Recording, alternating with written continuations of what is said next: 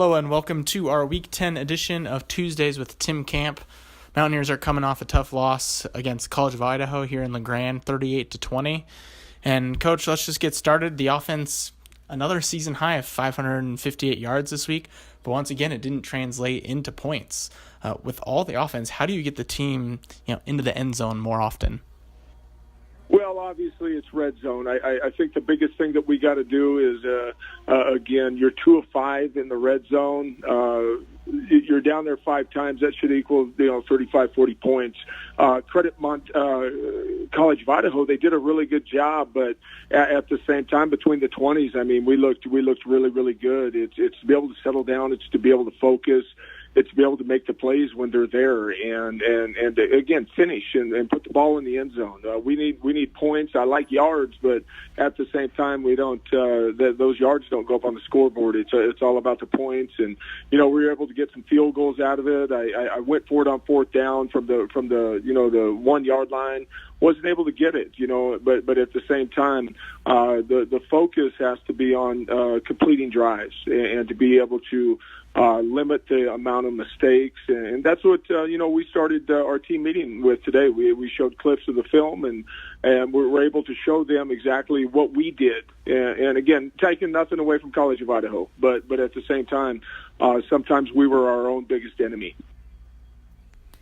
Yeah, and on defense this week, it was big runs by College of Idaho that really allowed them to score a lot of their points, with all 4 of their touchdown runs of 20 or more yards in the game. So what happened on defense to allow them to break those off? You really had the two big runs that really were a big part of not playing assignment football. We're a gap sound defense, and again, I'll take credit for not putting our guys in the correct position.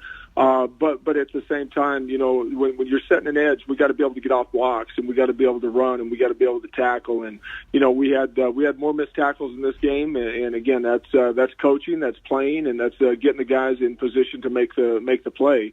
It's as simple as that. I can sit here and tell you everything that people want to hear, but at the same time, it comes down to being able to get off blocks and be able to tackle, and we weren't able to do that on Saturday.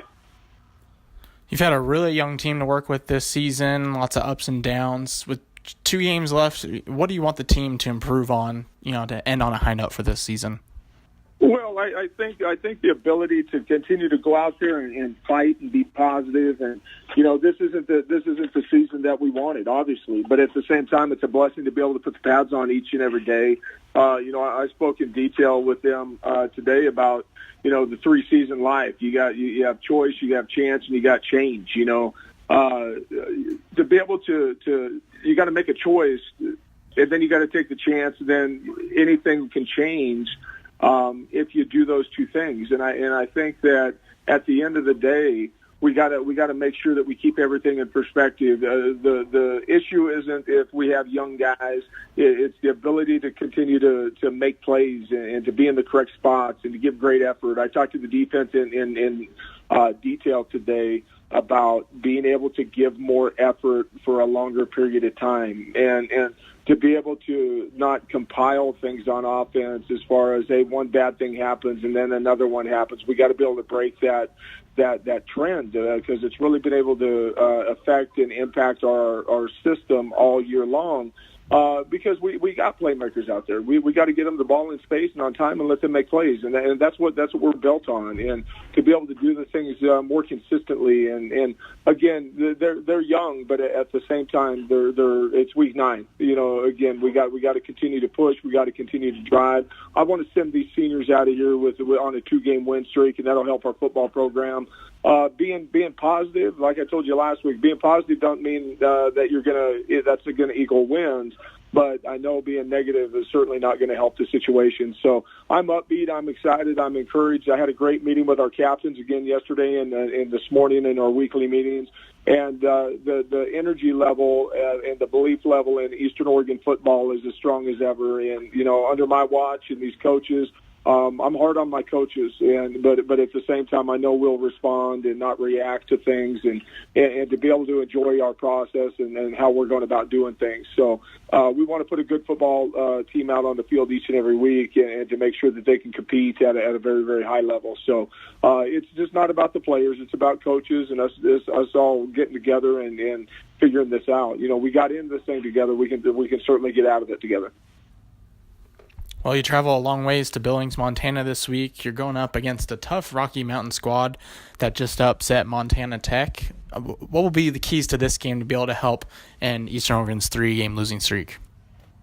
Well, we're going to have to initially, just thinking about it from Rocky Mountain's offensive perspective, we're going to have to stop the run. They got a very good running attack, and they got a younger quarterback in there that's making plays, and then offensively, they got one of the better defenses in the conference as well. We got to be able to identify things. We got to be able to block them, and we got to be able to run the ball. And at the same time, we got to continue to evolve our passing game so we have every option available to us. And then in special forces, we got to make things happen. And we've been able to do that at times.